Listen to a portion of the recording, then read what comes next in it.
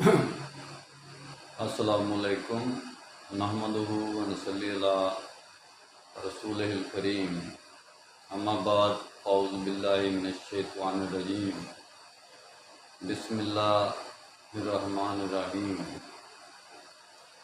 آج کن فیکون پر بات ہوگی۔ اللہ انسانوں کو کہتا ہے، فرماتا ہے قرآن میں کہ میں تو صرف کن کہتا ہوں، فیکون ہو جاتا ہے۔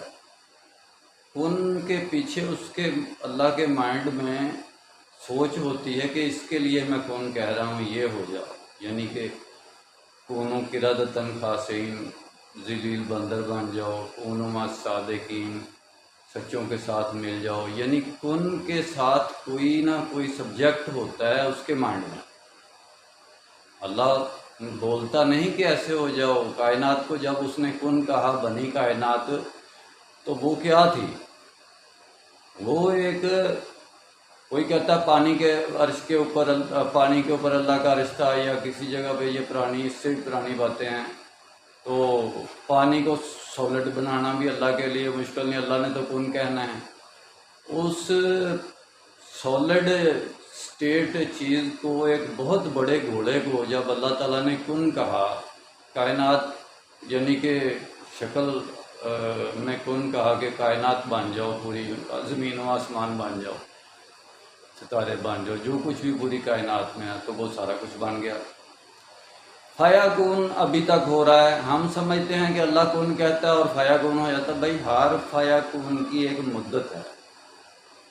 جیسے اللہ تعالیٰ نے آدم کو کہا تو کن فیکون ہو گیا، عیسیٰ کو الگ سے کن کہا تو وہ فیکون ہو گیا۔